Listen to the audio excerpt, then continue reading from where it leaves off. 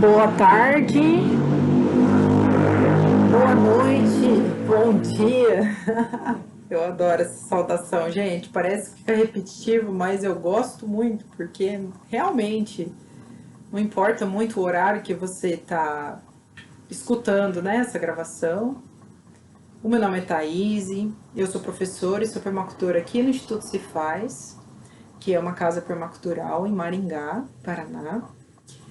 E aqui a gente trabalha com agricultura, jardinagem, culinária da roça e bamboaria, com a intenção de formar mulheres e meninas para que elas consigam transformar suas casas, né, em lugares de realização de empreendimentos, e assim como elas se apoiarem no estabelecimento desses empreendimentos em casas no bairro. Então é um movimento bem interessante e bem territorialista, utilizando todo o que a permacultura pode oferecer nesse tipo de organização e todos os outros conhecimentos que a gente tem aí disponível para nós. Então a gente vai fazer uso, né? Nessa temporada a gente está discutindo sobre autogestão, justamente por a gente ter um crescente movimento, né, de pessoas que estão se organizando como microempreendedores, principalmente, que isso foi um fenômeno, né, bem grande durante a pandemia. E aí agora nós temos também uma ascensão dos grupos, né, das associações, das cooperativas, e as pessoas, né, pensando nessa organização mais igualitária e mais justa, né, sem hierarquia. A gente está no segundo encontro discutindo o livro de Introdução à Economia Solidária, do Paul Singer. Então a gente pegou os 3 primeiros capítulos, porque fala de autogestão e heterogestão. Eu comecei a fazer a leitura da parte 2, né, no encontro passado. Eu fiz, né, uma parte, a parte 2 se chama assim, Empresa Capitalista e Empresa Solidária, a repartição dos ganhos. Então, se você quer ver, né, a primeira parte, tanto o item número 1 como a primeira parte desse do que foi lido, né, você, por favor, se direciona para o outro capítulo. Eu também vou colocar aqui no card para você. E aí vai ficar com mais sentido, né? Você escutar a primeira parte e depois escutar essa parte aqui. Então eu vou continuar a leitura aqui da onde a gente parou, para a gente dar continuidade à disponibilidade, né, desse material aqui pelo canal do Instituto Cefaz, a disponibilidade da leitura na íntegra, né, e também a discussão a respeito do tema. As razões que levam a maioria dos cooperadores a aceitar certa desigualdade de retirada variam de empresa para empresa. Em algumas, a maioria acha natural que certos trabalhos valham mais que os outros, pois os trabalhadores aceitam defender a hierarquia profissional a que foram acostumados. Em outras, a maioria opta pela desigualdade de retiradas, para não perder a colaboração de cooperadores mais qualificados, que poderiam obter melhor remuneração em empresas capitalistas. Ele faz uma nota aqui, que é a terceira nota, né, do livro. Então eu vou ler aqui a nota antes da gente continuar. Pode parecer paradoxal que administradores de cooperativas aceitem ganhar menos do que as empresas capitalistas, mas exijam ganhar mais do que seus companheiros para continuarem nas cooperativas. Mas há lógica nisso. Os administradores se dispõem a abrir mão de grande parte do que ganhariam a serviço do capital, desde que ganhem mais que os demais sócios, por causa de suas noções de hierarquia profissional e também porque devem satisfações aos seus familiares, que nem sempre partilham dos seus valores solidários. O agrupamento cooperativo de Mondragón, no País Basco, Espanha, adota entre seus princípios o da solidariedade redistributiva, segundo o qual o índice máximo de retirada é igual ao vigente no mercado, com a redução de 30% em conceito do compromisso da solidariedade. Então foi uma das alternativas aqui que que eles encontraram, né? Uma vez que essa qualificação ela também é necessária entre os cooperadores, né? E aí eu faço uma reflexão aqui muito importante, ao meu ver, porque quando eu fiz eu fiz recentemente um curso de introdução à economia solidária pelo Instituto Federal de São Paulo. E aí a gente fez um estudo, né, bem aprofundado, com um professor bem incrível, maravilhoso.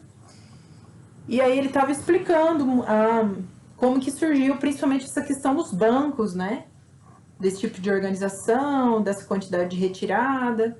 E eu acho muito curioso nesse livro do Paul Singer colocar em relação aos familiares, né, das pessoas, do tipo, um exemplo, assim, do jeito que eu entendi que ele colocou a coisa, né? Um economista que poderia ser concursado da Caixa Econômica ou trabalhar para o Itaú, para o Bradesco, sei lá, qualquer outro banco que tá aí, né, um banco privado ou público, né, num concurso, ele vai passar a ganhar menos num banco cooperativo, né? Então, para mim, uma das coisas que resolve, umas coisas que eu tenho exercitado e procurado praticar, quando a gente faz o planejamento desses espaços de trabalho, a gente já faz uma projeção financeira com um ganho igualitário. Por exemplo, né, para mim, né, um salário mínimo no Brasil é 5 mil reais.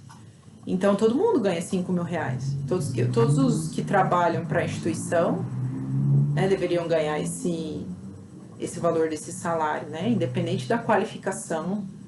E mesmo se for a moça que está lá limpando os banheiros do banco físico que atende as pessoas pessoalmente, né?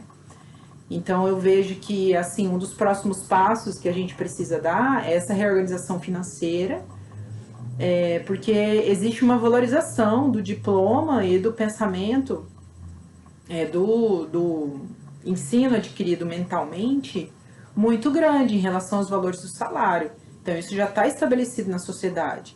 E a gente já sabe que esse estabelecido na sociedade não corresponde à realidade, uma vez que as pessoas não têm acesso igualitário ao ensino superior, né, a esse conhecimento específico que ele torna capaz, primeiro pelo processo de vestibular, né, porque não tem vaga para todo mundo nas universidades, elas são fechadas em relação ao conhecimento, uma vez que na América do Sul, né, a gente tem as universidades, né, no Chile, na Argentina, que são universidades que são abertas, né, e como é que isso funciona?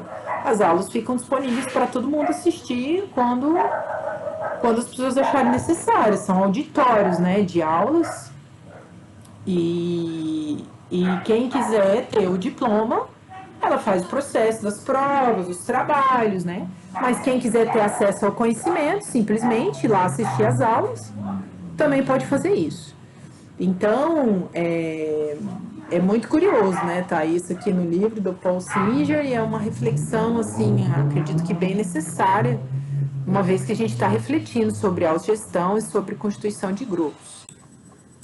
Nestes casos, continuando aqui, né? Nestes casos, há um cálculo racional. Pagar melhor os técnicos e administradores permite à cooperativa alcançar ganhos maiores, que beneficiam o conjunto de sócios, inclusive os que têm retirada menores.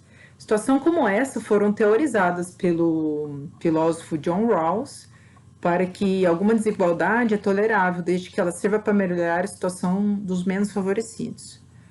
Como, em geral, os menos favorecidos são a maioria em quase todas as empresas capitalistas e solidárias. Se nas últimas eles decidem que algumas categorias de sócios devem ter retiradas maiores, é de se esperar que essa decisão seja benéfica para eles. É a regra que John Rawls chama de maximin. Desigualdades são permissíveis quando elas maximizam ou, ao menos, todas contribuem para, aí ele colocou entre colchetes, elevar as expectativas de longo prazo do grupo menos afortunado da sociedade. À primeira vista, pode ter a impressão que, afinal, não faz muita diferença trabalhar numa empresa capitalista ou solidária, já que numa e na outra os ganhos são diferenciados de acordo com os mesmos critérios, do mercado de trabalho. Mas a expressão é falsa.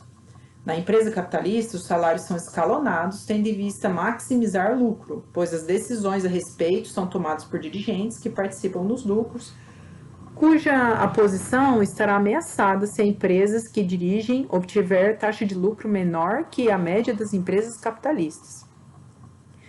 Então, aqui tem uma outra anotação, tá? Que eu vou ler aqui, que é a anotação número 4. E aí está escrito assim, minha gente.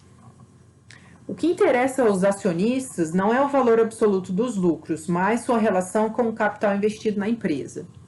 A relação lucro anual capital investido é a taxa de lucro. O valor das ações nas bolsas de valores depende da expectativa da taxa de lucro, que é fortemente influenciada pelas taxas de lucro alcançadas no passado. Se por alguma razão essa expectativa cair, os especuladores vendem as ações da empresa, que perdem a cotação, tornando provável que o controle da empresa passe a outro grupo. Neste caso, a diretoria e os dirigentes mais importantes são demitidos. Pois é. Vou continuar aqui a leitura do parágrafo. Na empresa solidária, o escalonamento das retiradas é decidido pelos sócios, que tem por objetivo assegurar retiradas boas para todos, e principalmente para a maioria que recebe as menores retiradas. Por isso, na empresa capitalista, os altos dirigentes recebem ordenados extremamente altos, além de prêmios generosos se as metas de lucros forem atingidas ou ultrapassadas. Na empresa solidária, os dirigentes podem receber as retiradas mais altas, mas elas quase sempre são muito menores que os ordenados de seus congêneres em empresas capitalistas. Também a repartição do excedente anual, o lucro da empresa capitalista e a sobra na empresa solidária, obedece a mecanismos e critérios diferentes, num e no outro tipo de empreendimento. Na firma capitalista, a decisão sobre a destinação do lucro cabe à Assembleia de Acionistas, quase sempre dominada por um número de grandes acionistas, chamado grupo controlador.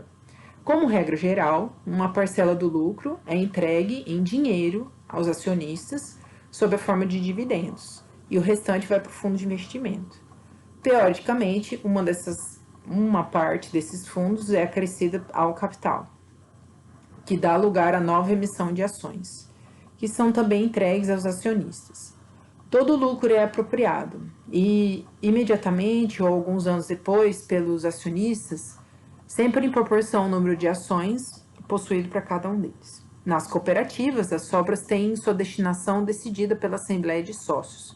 Uma parte delas é colocada num fundo de educação dos próprios sócios ou de pessoas que podem vir a formar cooperativas. E outra é posta nos fundos de investimento, que podem ser divisíveis ou indivisíveis, o que resta é redistribuído em dinheiro aos sócios por algum critério aprovado pela maioria, por igual, pelo tamanho da retirada, pela contribuição da cooperativa, etc. O fundo divisível é usado para expandir o patrimônio da cooperativa e é contabilizado individualmente para cada sócio, pelo mesmo critério de repartição da parcela das sobras paga em dinheiro. Sobre o fundo divisível, a cooperativa contabiliza juros, sempre pela taxa menor do mercado. Quando o sócio se retira da cooperativa, ele tem o direito de receber a sua cota do fundo divisível, acrescível dos juros a ele acreditados. Cada retirada do fundo divisível representa uma descapitalização da cooperativa.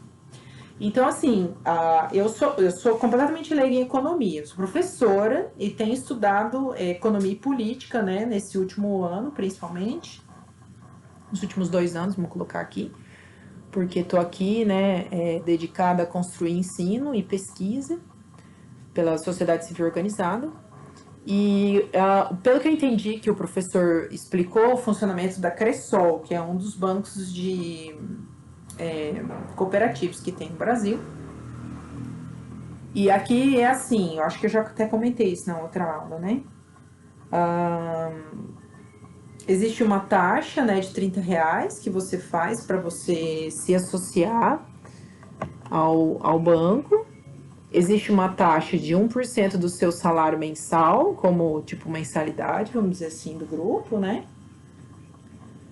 E todos esses dividendos aí que eles estavam falando, onde fica o fundo divisível, né, onde fica guardado esse dinheiro, eles tiveram lucro de mais de R$1 milhão no ano passado. E eles resolveram, depois que todo mundo se manifestou nas retiradas que queria fazer, algumas pessoas dizem, olha, eu não preciso de retirada agora, né? Existe toda essa situação, nem sempre todos querem fazer retirada, né? Assim como a gente tem já isso declarado como óbvio, né, na empresa capitalista, que obviamente quer fazer uma retirada, né? Isso uma vez que foi alcançada a meta de ter lucro, né? E aí o Cressol resolveu abrir editais para que iniciativas que trabalhassem com agricultura orgânica pudessem se inscrever e receber, né, um incentivo para que isso seja desenvolvido, ou seja, comida de veneno, sem veneno para todos. Então, aqui, a última frase que ele coloca assim, ó, cada retirada do fundo divisível representa uma descapitalização da cooperativa. E aí, aqui eu achei bem interessante, porque a cooperativa, ela pegou esse lucro, né? Claro que a saída de um membro descapitaliza, mas como já tem o lucro e ele foi direcionado para outras coisas, né? Então, rapidamente isso é recuperado nos próximos anos, né? Então, não fica essa história do tipo, a gente dificulta ou, como que eu posso dizer? Explica para o cooperado que o pior caminho é ele sair de lá, né? E que ele vai descapitalizar a cooperativa. E realmente, assim, é melhor você continuar no banco cooperativo, né, do que continuar no banco capitalista, uma vez que o que ele financia, né, o que ele favorece como crédito, muitas vezes são coisas que a gente não acredita e a gente, né, não quer mais impulsionar nesse mundo. Então a gente tem que ficar bem atento em relação a isso. Então eu vou continuar a leitura aqui. O fundo indivisível não pertence aos sócios que o acumularam, mas à cooperativa como um todo. Os cooperadores que se retiram nada recebem dele.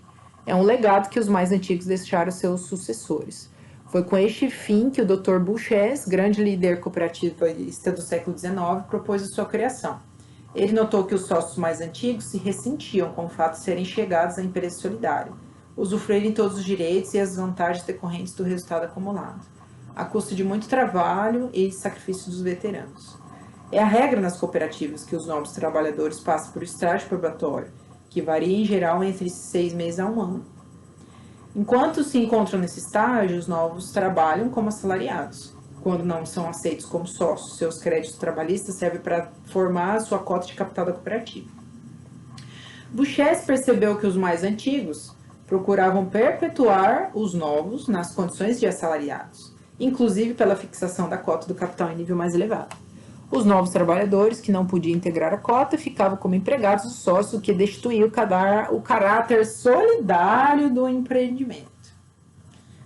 Então, assim, uma coisa que é muito importante, assim, de comentar é que muitas vezes, mesmo dentro de instituições que estão falando a respeito de cooperativa, a gente não tem um sistema de tomada de decisão sem hierarquia, né? A gente não faz utilização das metodologias de planejamento participativo, de sociocracia, de Dragon Dreams, né? Várias ferramentas de tomada de decisão coletiva que existem por aí, mas que elas não são realizadas, né, pelas pessoas, mesmo se declarando como cooperativas e lugares onde a gente pode contar com novas ideias e novas práticas, que a gente até observou ali, ó, que o Buches, né, percebeu esse fenômeno, né, dentro de um empreendimento solidário, mas e aí, como eles se mantinham como assalariados, e aí a gente perde, né, essa característica de empreendimento. O fundo indivisível sinaliza que a empresa solidária não está a serviço de seus sócios atuais apenas, mas de toda a sociedade no presente e no futuro. Por isso é preciso que ela persista no tempo e não deixe de ser solidária. O tamanho do fundo indivisível varia de empresa para empresa, dependendo das decisões anuais das assembleias de sócios. O fundo indivisível preserva a cooperativa da descapitalização se parte do sócio retirar-se dela. Além disso, ela impede que uma cota de capital referida apenas ao fundo divisível se valorize excessivamente. o que dificulta a cooperativa recrutar novos sócios. Há casos em que a empresa solidária fica muito rentável, o que torna valiosa no mercado, em que as empresas são compradas e vendidas. Os sócios mais antigos podem ficar tentados a vender a cooperativa a alguma empresa capitalista interessada. Se, no entanto, uma grande parte do capital da cooperativa estiver indivisível, esta tentação é muito menor. Então, é bem interessante que é como se fosse um mecanismo de defesa, né?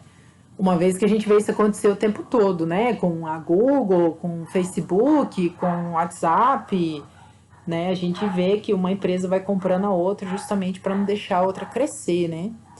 E aí essa coisa de sobreviver ao tempo e continuar sendo solidária para justamente as pessoas conseguirem observar que é possível um novo sistema, uma nova forma de se relacionar com o dinheiro, uma nova forma de se organizar entre as pessoas, onde a gente não tem essa diferença salarial tão grande entre as pessoas que compõem, né?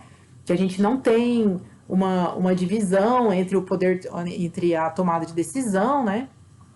Uma vez que todas as pessoas têm o direito de participar e que é muito importante que uma das preocupações da própria instituição é a questão educativa, né? Claro que a gente, assim, não tem como a gente equilibrar o conhecimento das pessoas ao longo da vida delas, uma vez que a gente pode dizer, olha, o cara que trabalha como faxineiro no banco, ele é um cooperado, mas ele não tem a capacidade de compreender o mercado financeiro, assim como o economista e gerente da agência, né?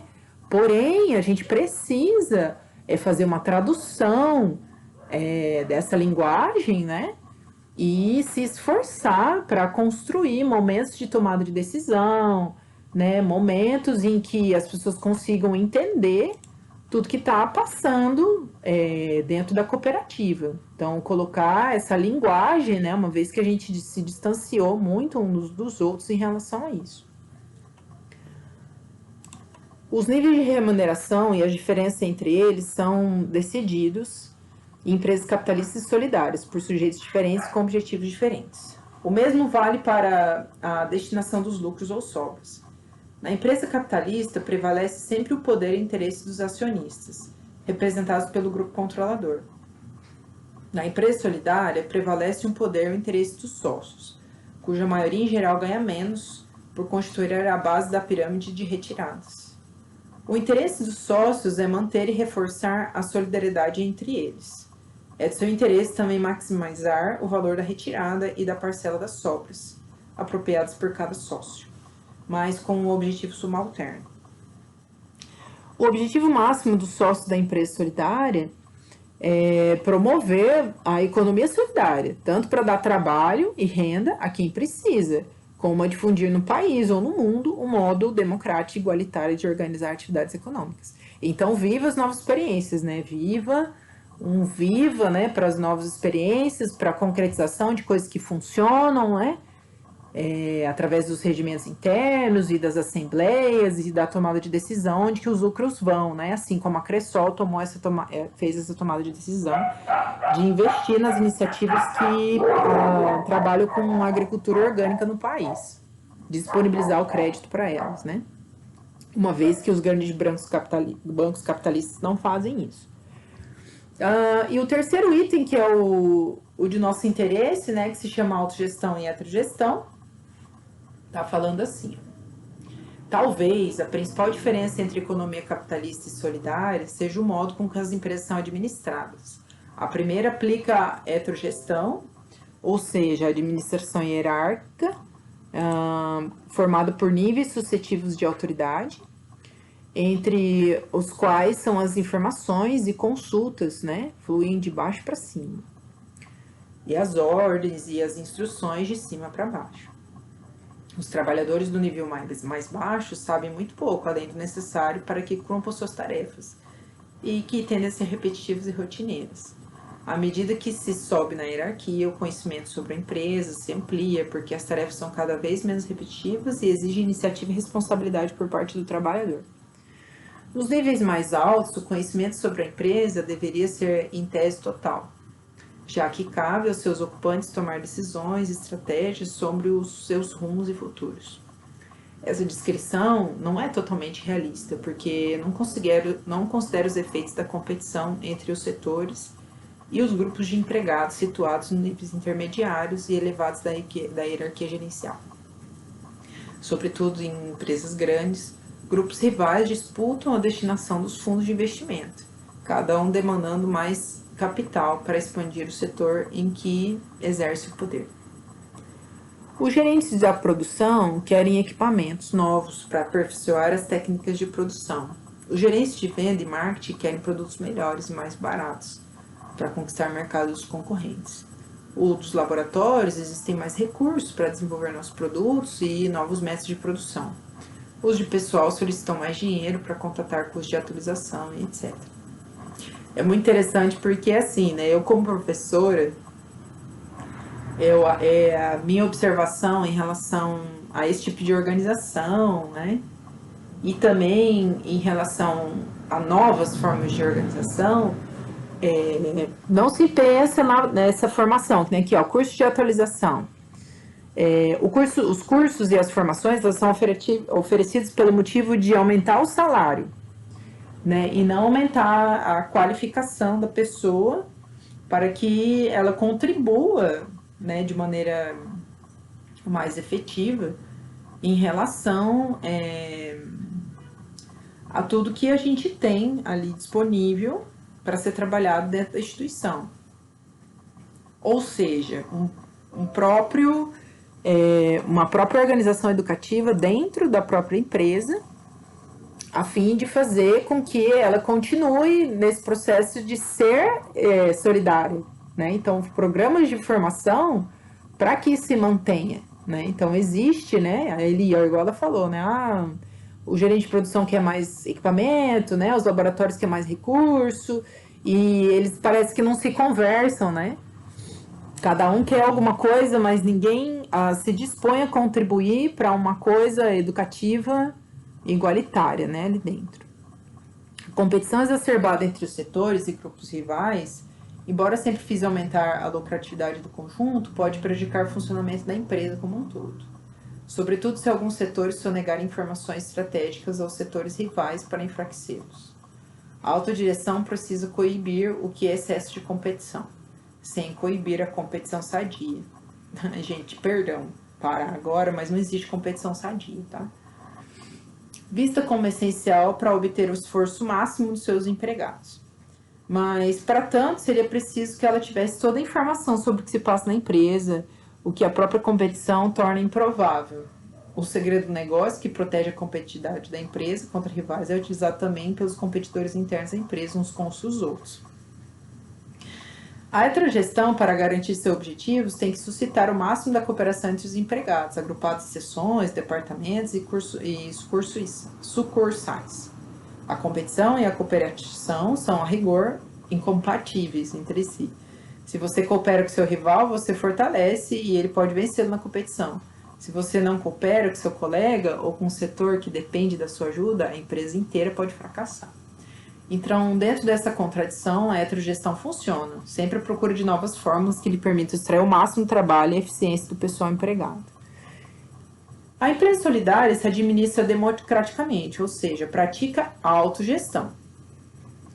Quando ela é pequena, todas as decisões são tomadas em assembleias, que podem ocorrer em curtos intervalos, quando há necessidade. Quando ela é grande, as assembleias gerais são mais raras, porque é muito difícil organizar uma discussão significativa entre um grande número de pessoas. Então, os sócios elegem delegados por seção ou departamento, que se reúnem para deliberar em nome de todos. Decisões de rotina são de responsabilidade de encarregados e gerentes, escolhidos pelos sócios ou por uma diretoria eleita pelos sócios. Empresas solidárias de grandes dimensões estabelecem hierarquias de coordenadores, encarregados ou gestores, cujo funcionamento é o oposto do que ocorre em seus congêneres capitalistas. As ordens e instruções devem fluir de baixo para cima, e as demandas e as informações de cima para baixo. Os níveis mais altos na autogestão são delegados pelos mais baixos e são responsáveis perante os mesmos. A autoridade maior é a assembleia de todos os sócios, que deve adotar diretrizes a serem cumpridas pelos níveis intermediários e altos da administração. Para que a autogestão se realize, é preciso que todos os sócios se informem do que ocorre na empresa e das alternativas disponíveis para a solução de cada problema. Ao longo do tempo, acumulam-se diretrizes e decisões que, uma vez adotadas, servem para resolver muitos problemas frequentes.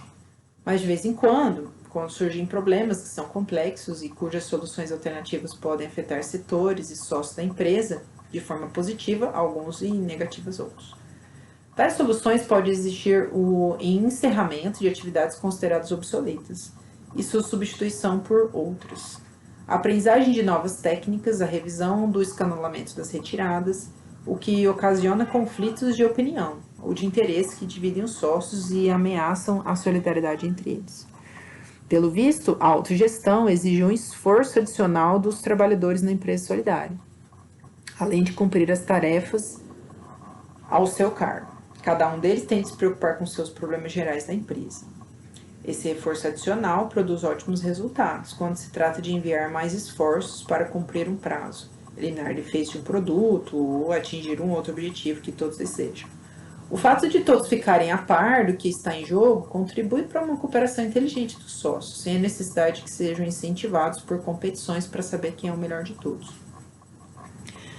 Mas o esforço adicional torna-se desgastante quando é preciso se envolver em conflitos, tomar partido pró ou contra os companheiros e participar de reuniões cansativas. Então aqui é muito interessante porque assim, na heterogestão, é como se as reuniões não fossem cansativas, né? Como se não tivesse conflito, como se não precisasse tomar partido, né? Porque é uma coisa que é vista como natural, aquela história da coisa selvagem, né? Da selvageria. Então, se esforçar para se sobressair é visto como uma coisa natural na autogestão, né? E se esforçar para se envolver nos conflitos, mas para que, ao ter essa experiência conflituosa, porque é um processo, né? Se esforçar para experimentar esses processos de tomada de decisão coletiva já é cansativo, né? Então é muito interessante porque a gente, né, observa que mesmo aqui num espaço onde a gente está, num livro, né, que a gente está incentivando a autogestão, né, a gente tem essa perspectiva principalmente numa coisa que não é baseada no que geralmente é feito. Então a gente tem poucos exemplos. Existem exemplos de empresas autogestadas que estão aí funcionando. Só que, quantos por cento tem em relação a todos os outros que funcionam em heterogestão, né? Que funcionam de uma maneira que a gente não concorda. Então a gente ainda precisa caminhar bastante, né? Em relação às próprias experiências sobre autogestão e também os relatos, né, de como isso acontece. Então, vou continuar aqui na leitura. O maior inimigo da autogestão é o desinteresse dos sócios.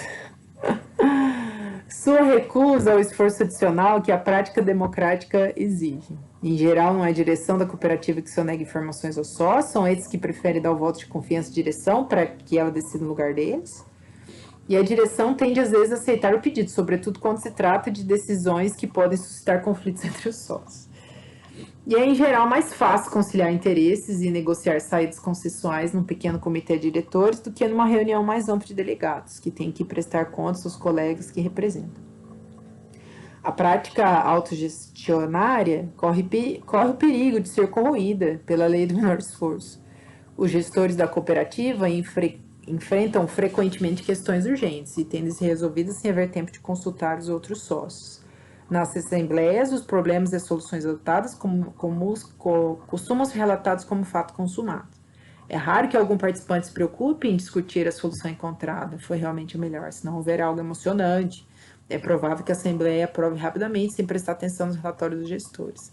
Se a desatenção virar um hábito, as informações relevantes passam a se concentrar em círculos seletos de responsáveis, cuja proposta tem toda a chance de ser aprovado pelos sócios e seus delegados por inércia. Então, é muito curioso, porque essa inércia, ela vem desse lugar de assalariado, né? Ela vem desse lugar do ensino tradicionalista e que faz com que a criança fique sentada, recebendo as informações do professor, até que a cabeça dela fique tão cheia, que ela se sinta capaz de fazer X numa prova de vestibular. Então, essa inércia, vamos dizer assim, é justamente por falta de mecanismos eficientes onde as pessoas se sintam contempladas, né? Porque é isso, não, isso dá muito trabalho, deixa que o fulano decide. E aí o fulano, porra, eu tô aqui com a minha, perdão a palavra, gente, eu tô aqui com a minha responsabilidade e eu preciso tomar essa decisão para as coisas andarem. Se eu não tomar essa decisão, as coisas não vão andar. Há um truísmo que diz que as cooperativas que vão mal fecham e as que vão bem deixam de ser cooperativas. Como generalização é falso, mas tudo tem um fundo de verdade, cooperativas que vão mal têm alta participação dos sócios, todos interessados em consertar o que está errado. Tudo que a direção faz é minuciosamente examinado, criticado, e se não há melhores esperados, a direção é substituída. Cooperativas que vão bem podem vir a apresentar um quadro oposto, a lei do menor esforço, concentra-se no poder de decisão de fato nas mãos dos gestores e a empresa escorrega, sem perceber que para uma prática de heterogestão. Mas muitas cooperativas que têm êxito econômico praticam autogestão, pois seus sócios fazem questão dela pelos motivos certos, porque gostam de participar e se realizam na luta por um outro modo de produção. O perigo da degeneração da prática autogestionária vem em grande parte da insuficiente formação democrática dos sócios. A autogestão tem como mérito principal não a eficiência econômica necessária em si, mas o desenvolvimento humano que proporciona aos praticantes. Participar das discussões e decisões do coletivo ao qual se está associado educa e conscientiza, tornando a pessoa mais realizada, autoconfiante e segura. E para que isso valha a pena de se empenhar na economia solidária, acontece que até agora grande parte dos cooperados se insere na economia solidária enquanto modo de produção intersticial, conceito que discutiremos adiante. Ou seja, para se reinserir a produção social e escapar da pobreza. Muitos não chegam a apreciar as potencialidades da autogestão, aceitando-a no máximo como uma exigência coletiva para poder participar da cooperativa. As pessoas não são naturalmente inclinadas à autogestão, assim como não são à heterogestão. Poucos optariam espontaneamente para passar a vida recebendo ordens, atemorizados com o que lhe pode acontecer se deixarem de agradar seus superiores. Aprende-se a obedecer e temer os superiores desde que os bancos escolares num processo educativo que prossegue a vida inteira. As crianças são espontaneamente inquietas, curiosas, desejosas de participar de todos os jogos e brincadeiras. A escola reprime esses impulsos e a obriga a obedecer os horários, a ficar quieta e imóvel durante a aula e a decorar coisas que lhes dizem e renunciar a satisfazer boa parte da sua curiosidade. E tudo isso sob a ameaça de reprimendas e castigos, pior dos quais é não ser aprovado. As imposições e repressões da família patriarcal vão na mesma direção. Então, ele faz uma anotação aqui, número 5, falando em relação à palavra aprovado, né? Não por acaso a palavra aprovado significa tanto passar de ano como obter a aprovação de outros. Dando continuidade aqui, essa carga alienante é sacudida quando a pessoa se envolve em lutas emancipatórias que desafiam a ordem vigente. Greves, manifestações de projeto, reuniões de comunidade, eclesiais de base, ocupações de terra, visando a reforma agrária e muitas outras. Emanar-se com os iguais e insurgir-se contra a sujeição e a exploração constitui experiências redentoras, quando reiteradas modificam o comportamento social dos sujeitos, entre as empresas solidárias. A autogestão se pratica tanto autenticamente quanto os mais sócios são militantes sindicais, políticos e religiosos. As lutas emancipatórias alteram as instituições, introduzindo práticas democráticas e banindo as autoritárias.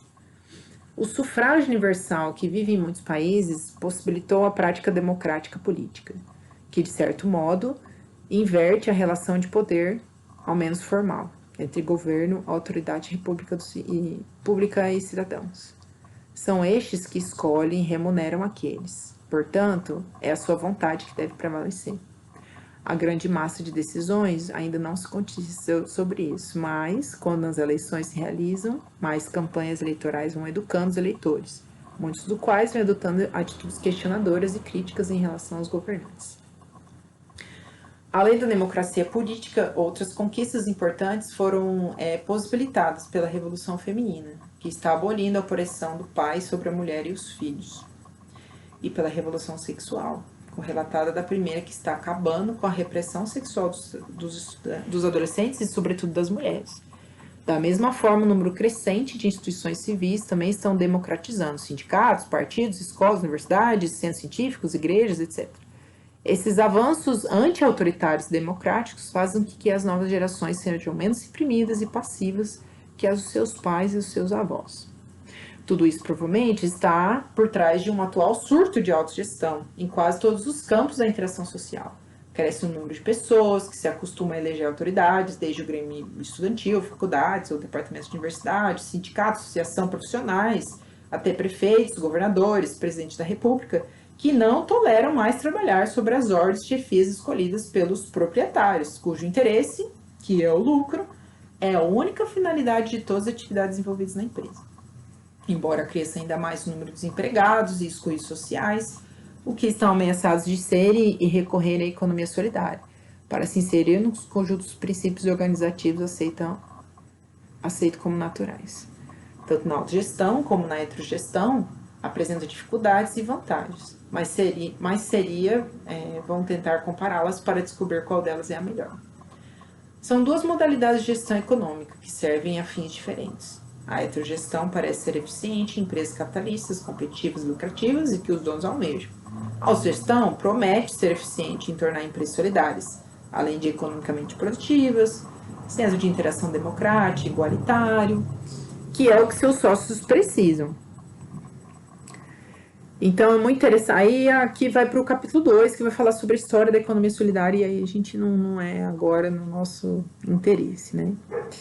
Então, para a gente finalizar a nossa leitura, eu acho muito interessante, assim, quando eu venho participado, né, muitos anos já, vamos dizer, desde 2015, né, de movimentos associativos, que é dentro da pedagogia Waldorf.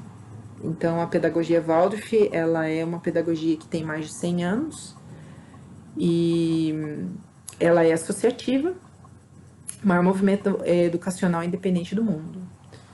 Então, existe, né, um laboratório de autogestão, que foi o primeiro livro que a gente leu aqui no grupo de estudos, né, Firmando os Passos. Então, para quem tiver interesse também de olhar o primeiro livro do Rudolf Steiner, eu chamo do Titio Steiner, fica aí a dica também para você não só pegar a primeira parte, né, dessa discussão que a gente fez do livro da Introdução da Economia Solidária, mas também de estudar como que é a autogestão nessa perspectiva na formação das escolas Waldorf, né, que tem essa grande contribuição para fazer para a gente. Bom, então é isso. Espero que tenha contribuído aí um pouco mais para o conhecimento, né, disponibilizado. Aqui o objetivo do Instituto Se Faz é tornar acessível, né, os conhecimentos presentes nas pétalas da permacultura e que a gente possa, né, usufruir pela internet, essa ferramenta maravilhosa que a gente tem aí disponível para poder fazer com que esses nossos ideais, né, de uma sociedade mais justa e igualitária, né, também consiga ser mais próximo da nossa realidade prática aqui no nosso dia a dia. Então, um abraço para todos que me ouviram até aqui. Eu vou fazer uma pesquisa de alguns outros textos e livros, né, que falam sobre autogestão, e vou colocar como enquete lá nos stories, né, para a gente ver o que é que a gente vai ler na semana que vem, tá certo? Então, um abraço aí para todo mundo e a gente se vê no próximo encontro. Eu coloco a data ali para vocês, não vai ser na próxima segunda-feira. Então, a gente vai decidir aí a leitura e fiquem ligados aí na rede social. Um abraço e tchau, tchau.